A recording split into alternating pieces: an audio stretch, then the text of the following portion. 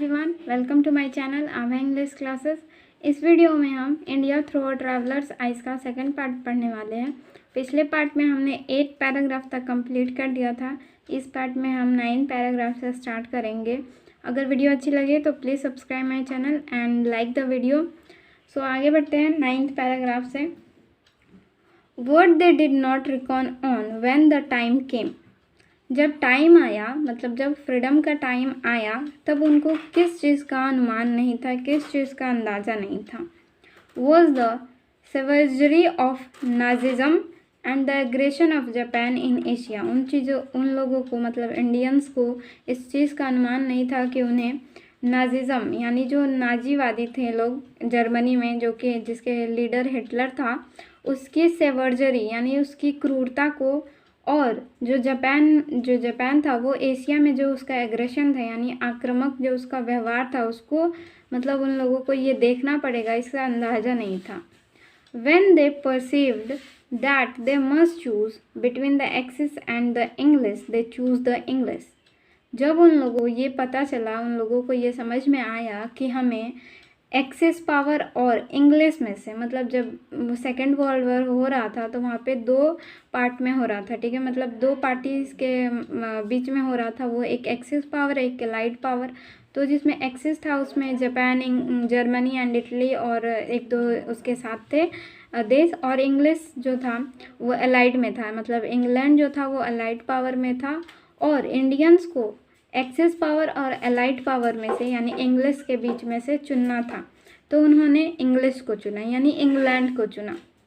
मतलब उन्होंने बोला कि हम इंग्लैंड का साथ देंगे। Aware that in spite of many injustice they were choosing between barbarism and civilization। ये जानते हुए कि इंग्लैंड ने उनके साथ बहुत सारा इनजस्टिस किया है, मतलब अन्याय किया है, उन्होंने फिर भी बार्बरिज्म यानी जो नाजिज़म था, यानी जो जापान, हिटलर और जो जर्मनी वाले जो देश थे, वो लोग बहुत ज़्यादा बर्बर थे, बहुत ज़्यादा क्रूर थे, ठीक है, वे लोग बहुत ज़्यादा उन्होंने लोगों को मारा था।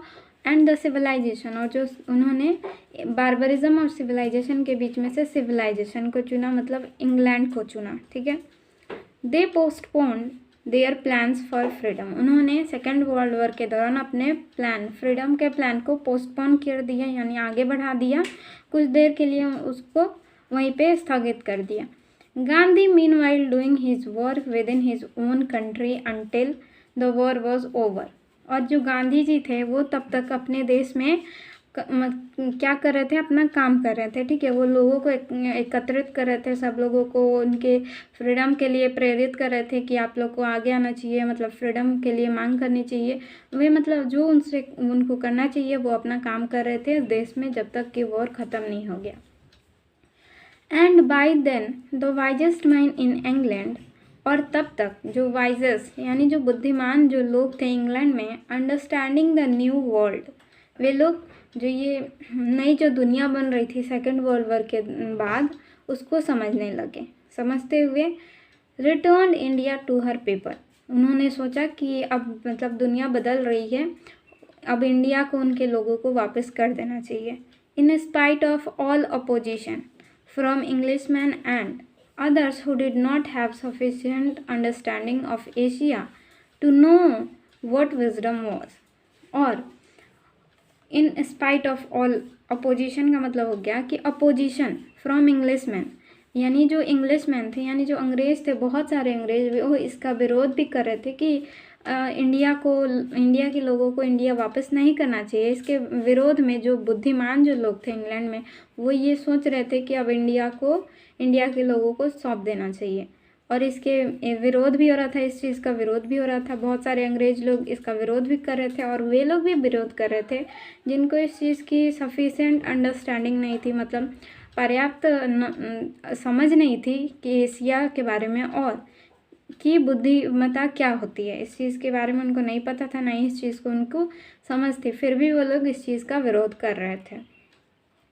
Not even Churchill's prophecy of blood bath, और ना ही जो चर्चिल की प्रोफेसी थी, प्रोफेसी का मतलब होता है भविष्यवाणी, of blood bath, blood bath का मतलब हो जाता है खून खराबा या फिर खून की नदियाँ कि चर्चिल ने ये प्रोफेसी यानी भविष्यवाणी की थी कि जब भारत को उनके लोगों को सौंपा जाएगा तो बहुत ज़्यादा खून खराबा होगा, बहुत सारे मतलब लोग मारे जाएंगे। और ये भी नहीं हुआ, ये सच नहीं हुआ, उनकी जो भविष्यवाणी थी वो सच नहीं हुई। ठीक है, चर्चिल जो थे वो इंग्लैंड के प्रधानमंत्री थे उस टाइम पे। पार्शियली फुलफिल्ड एट दैट, मतलब पार्शियली का मतलब होता है कि आंशिक रूप से, बहुत थोड़ा, जब हमारा देश आज़ाद हुआ तो थोड़ा बहुत खून खराबा हुआ, लेकिन उन्होंने जैसा बताया था ब्लड बाथ होगा वैसा कुछ भी नहीं हुआ था।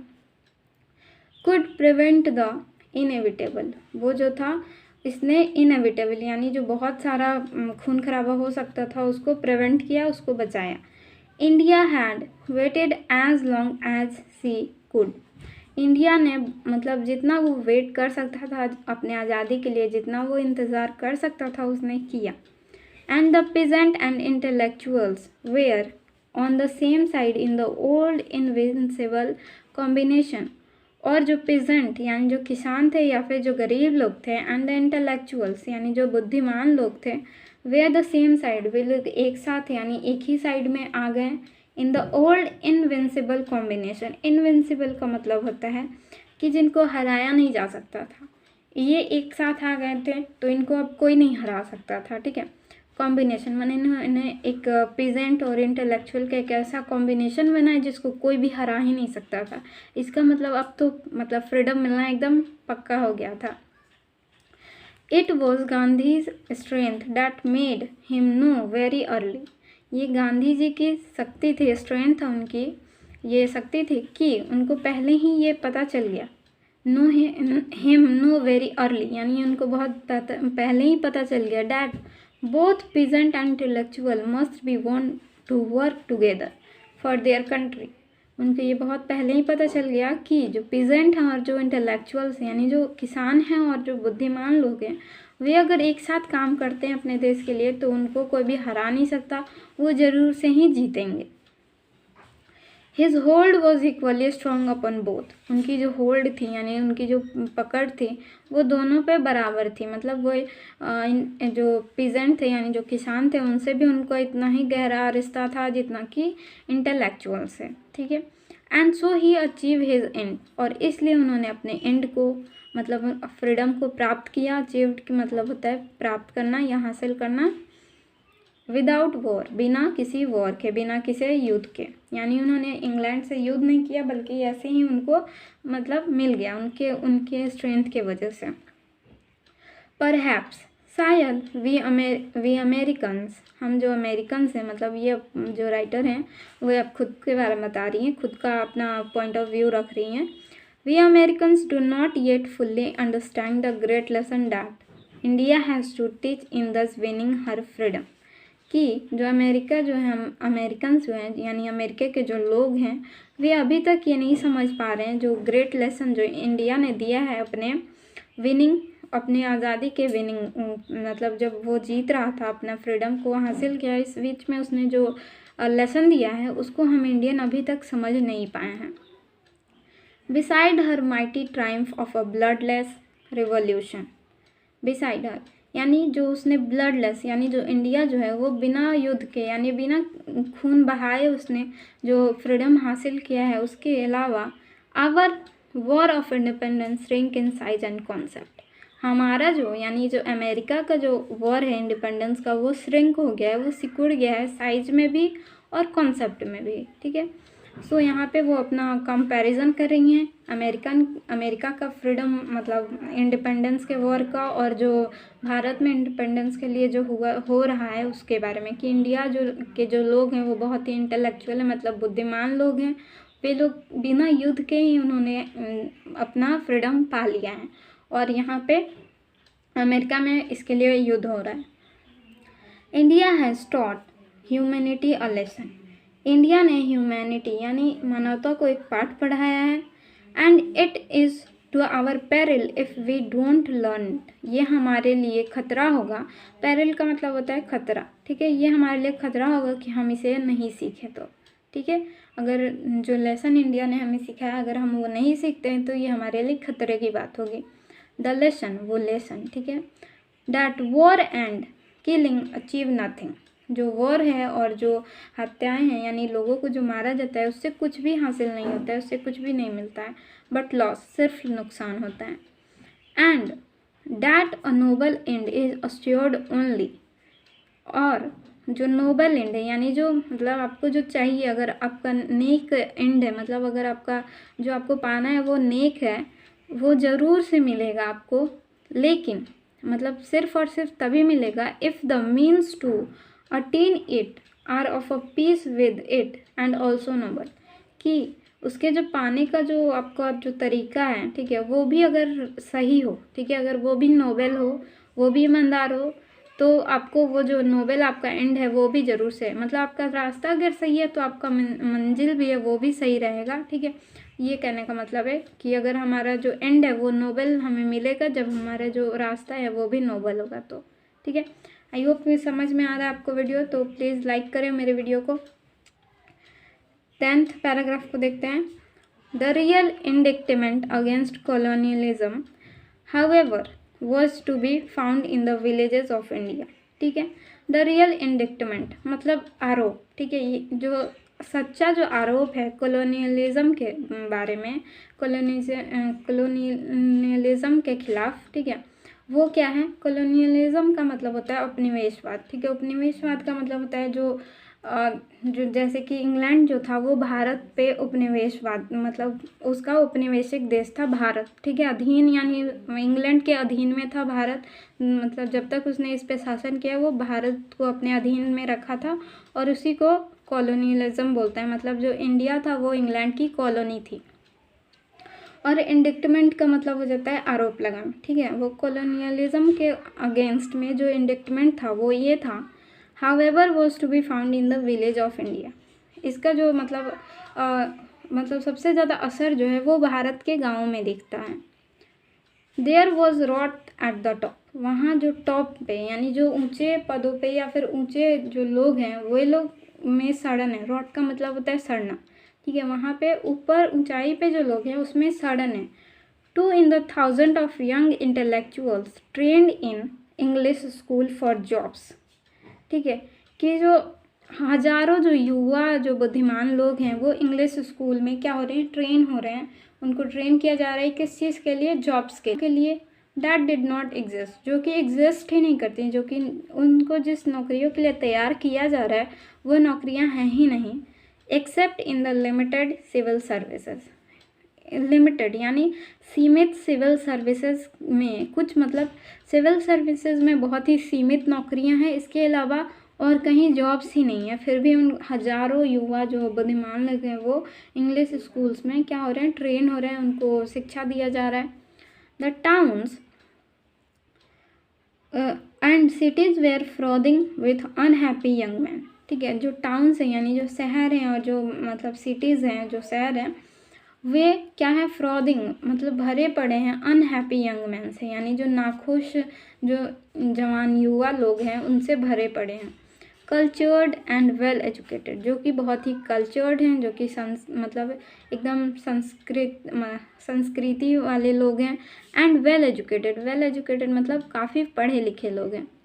Who could find no jobs, जिनको मतलब कोई जॉब ही नहीं मिल रहा। And were not allowed by the old superstructure of empire to create them, और ना ही उनको अलाउ किया जा रहा है सुपर स्ट्रक्चर ऑफ एम्पायर, यानी जो एम्पायर है, जो इंग्लैंड है, जो वहाँ का जो साम्राज्य है, वो ना ही उनको अलाउ कर रहा है कि जॉब्स क्रिएट करने के लिए, उनके लिए जॉब्स क्रिएट करने के लिए ना ही वो अलाउ कर रहा है। But the real proof of evil, लेकिन जो रियल प्रूफ है यानी जो असली प्रमाण है बुराई का, आई से अगेन, मैं फिर से कहूँगी, was in the miserable village, वो विलेजेस में है, मतलब गाँव में है। और माइजरेबल का मतलब होता है दयनीय, ठीक है, जो जिस गाँव की जो स्थिति है वो बहुत ही दयनीय है। आई न्यू डैट, मैं ये जानती हूँ कि the China I had seen poverty enough in China. I thought I, sorry यहाँ पे लाइन हो गया, I thought I had seen poverty enough in China. मैं ये कहूँगी, मैं ये सोचती थी कि मैंने चाइना में बहुत ज़्यादा पॉवर्टी देखी है, बहुत ज़्यादा गरीबी देखी है। Yet and when I was the India villages, I knew that the Chinese peasant was rich in comparison. लेकिन जब मैंने इंडिया के गाँव को देखा तब मैंने जाना कि जो चाइनीज़ पीजेंट है यानी जो चाइना के जो किसान है वो बहुत अमीर हैं इन कंपैरिजन, मतलब इंडिया के किसानों से काफ़ी अमीर हैं चाइना के जो पीजेंट है वे लोग, जबकि मैंने बहुत ज़्यादा गरीबी देखी है चाइना में। उन गरीबों से भी मान के गरीब हैं इंडिया के जो पीजेंट है वो। ओनली द रशियन पीजेंट यानी जो रशिया के जो पीजेंट हैं, रसिया के जो किसान हैं, I had seen years before, मैंने जिनको बहुत साल पहले देखा है, could compare with the Indian villagers, उनको इंडिया के विलेजर यानी इंडिया के जो गांव में रहने वाले लोग हैं उनसे कंपेयर किया जा सकता है। ऑल दो that Russian was a very different creature, all दो फिर भी जो रसिया के जो लोग हैं वो बहुत ही अलग टाइप के क्रिएचर हैं, मतलब अलग टाइप के जीव हैं। And inferior in many ways, और वे लोग बहुत ज़्यादा मेनी वेज यानी बहुत सारे तरीक़ों से वे लोग इन्फेरियर हैं। इन्फेरियर का मतलब नीचे हैं, मतलब भारत के जो पीजेंट्स हैं उनसे नीचे हैं। For the Indian peasant was like the Chinese, ठीक है, लेकिन इंडियन पीजेंट्स के लिए इंडियन पीजेंट्स जो हैं वो काफ़ी हद तक चाइनीज़ की तरह हैं, चाइनीज़ पीजेंट्स की तरह हैं। सो यहाँ तक आई होप आपको समझ में आ गया होगा। नेक्स्ट पेज पे कि जो इंडिया के जो पीजेंट्स हैं वो काफ़ी हद तक चाइना के पीजेंट्स से हैं। In being a person innately civilised, कि जो इंडिया के जो लोग हैं और जो चाइनास के लोग हैं वो जन्म से ही सिविलाइज्ड होते हैं, मतलब वो बहुत ही ज़्यादा सभ्यता वाले होते हैं। उनको मतलब पहले से ही जैसे ही वो पैदा होते हैं तो उनको अपनी संस्कृति से जोड़ा जाता है, अपनी सभ्यता से जोड़ के रखा जाता है। द मैच्योरिंग कल्चर, जो मैच्योरिंग कल्चर है of an organized human family life and profound philosophical religion had shaped his mind and soul, कि जो मैच्योरिंग कल्चर है, जो परिपक्व जो वहाँ की संस्कृति है, of an organised human family, जो एक बहुत ही ऑर्गेनाइज्ड यानी जो मतलब एकदम ऑर्गेनाइज्ड होती है जो ह्यूमन फैमिली यानी मानव की जो परिवार में की जो जीवन जीने का तरीका है उसमें बहुत ज़्यादा उनको क्या किया जाता है, संस्कृति उनकी सभ्यता को सिखाया जाता है।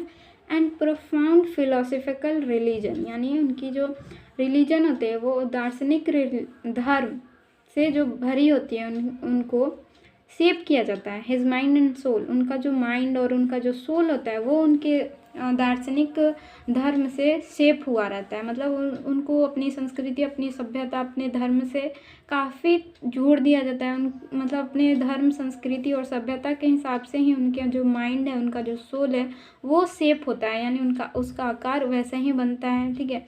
इसलिए वो बहुत ज़्यादा सिविलाइज्ड होते हैं, बहुत ज़्यादा सभ्यता वाले लोग होते हैं। Even though he could not read and right, भले ही वो लोग जो इंडिया के लोग हैं वे पढ़ या लिख नहीं सकते हैं, लेकिन फिर भी उनको बहुत ज़्यादा क्या होती है, वो बहुत ज़्यादा मतलब सांस्कृतिक लोग होते हैं, बहुत ज़्यादा सभ्यता वाले लोग होते हैं। And the children, the little children of Indian villages, how they tore at my heart, ठीक है। और जो चिल्ड्रन यानी जो बच्चे हैं वह बच्चे जो भारत के गाँव में रहते हैं, how they tore at my heart, उन्होंने मेरा जो दिल है वो फाड़ दिया, मतलब उनको बहुत ज़्यादा ये देख के बहुत ज़्यादा धक्का पहुंचा, इसलिए यहाँ पे उन्होंने लिखा है दे टोर माई हार्ट, मतलब उन्होंने मेरा दिल मतलब फाड़ दिया। Thin big bellied and all with huge sad dark eyes, कि वे जो बच्चे थे वो बहुत ज़्यादा पतले थे, उनकी जो पेट थी वे निकले हुए थे, बड़े बड़े पेट थे। And all with huge dark sad dark eyes, उनकी जो आंखें थी बहुत बड़ी बड़ी धसी हुई और बहुत काली आंखें थी, ठीक है, यानी कुपोषण के शिकार थे वे सारे बच्चे। आई वंडर्ड, मुझे ये देख के बहुत ज़्यादा आश्चर्य हुआ, that any Englishman could look at them and not accuse himself, कि अगर कोई इंग्लिश मैन यानी जो अंग्रेज़ है वो उसको उन सब बच्चों को देखे और ख़ुद को इसका जिम्मेवार ना बोले, मतलब इस चीज़ के लिए वो खुद को जिम्मेवार ना ठहराए, तो ये बहुत ज़्यादा आश्चर्य की बात होगी। 300 years of English occupation and rule, कि 300 साल जो इंग्लिश ने यहाँ पे मतलब अंग्रेज़ों ने यहाँ पे ऑक्यूपेशन किया यानी जो यहाँ पे व्यवसाय किया और जो यहाँ पे रूल किया यानी शासन किया। And could there be children like this, और यहाँ के बच्चे इस तरह से हैं, मतलब वो इतना चौंक के बोल रही हैं राइटर जो हैं कि वहाँ यहाँ के बच्चे 300 सालों में उन्होंने कुछ भी नहीं किया है।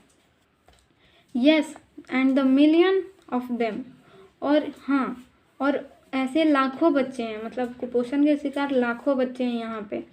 एंड द फाइनल इंडिक्टमेंट, और जो फाइनल यानी जो आखिरी जो इंडिक्टमेंट है, जो आरोप है, surely was that the life span in India was only 27 years. और जो आखिरी जो आरोप है वो है कि जो लाइफ स्पैन है यानी जो उनका जो जीवन काल है इंडिया के लोगों का, वो सिर्फ और सिर्फ 27 साल है। ठीक है, यानी वो एवरेज 27 साल तक ही जी सकते हैं। ठीक है, 5-6 साल आगे या पीछे हो सकता है, मतलब एवरेज लेके चला जाता है तो वो 27 साल ही हैं।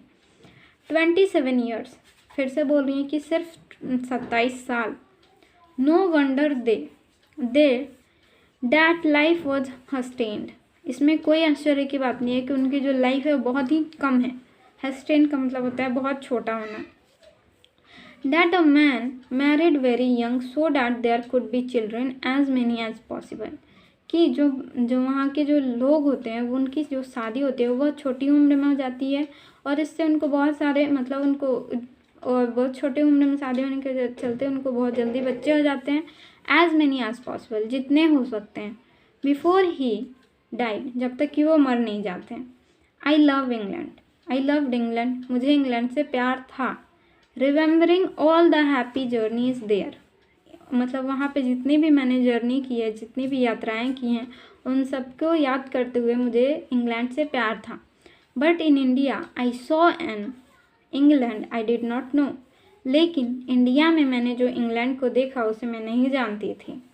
And I was forced to see that, और ये मैं कहने के लिए फोर्स्ड हूँ, मैं बाध्य हूँ, डैट कि इफ़ द इंग्लिश, अगर English in many ways the finest people of the earth, कि जो अंग्रेज लोग हैं वो फाइनेस्ट यानी बहुत ही उत्तम लोग हैं अर्थ पे, यानी बहुत ही फाइन है उनका कल्चर, उनका जो सिविलाइज्ड वे लोग हैं, बहुत ज़्यादा कल्चर्ड लोग हैं इन पूरे अर्थ पे। People who blaze the way for all of us, और उन लोगों ने हमें ब्लेज किया यानी रास्ता दिखाया है हम सभी को, to achieve the right of men to rule themselves. ये जो उन्होंने रास्ता दिखाया है किस चीज़ का, टू अचीव यानी प्राप्त करने का ये अधिकार, कि कोई भी आदमी जो है वो खुद पे शासन करने यानी खुद के रूल वो खुद से ही बना सकता है। खुद के अधिकारों के बारे में उन्होंने हमें रास्ता दिखाया है।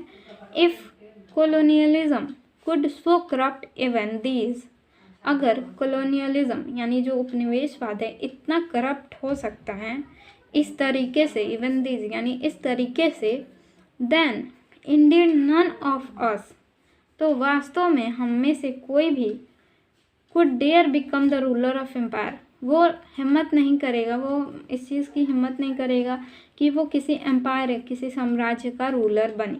ठीक है, इस तरीके से ये जो कॉलोनियलिज्म था वो करप्ट था, और इस वजह से राइटर बोल रही हैं कि वास्तव में अगर इसको कोई देख ले तो किसी में भी इतनी हिम्मत नहीं होगी वो किसी साम्राज्य का रूलर बने। ठीक है, यहाँ पे इतनी दयनीय स्थिति थी लोगों की, इंडियंस की, और यहाँ के जो गांव की जो स्थिति थी वो उससे भी ज़्यादा मतलब बुरी थी। ठीक है, सो आई होप आपको यहाँ तक वीडियो अच्छे से समझ में आया है। सो अगर वीडियो अच्छी लगी तो प्लीज़ सब्सक्राइब करें एंड लाइक करें एंड शेयर ज़रूर करें। So thank you for watching.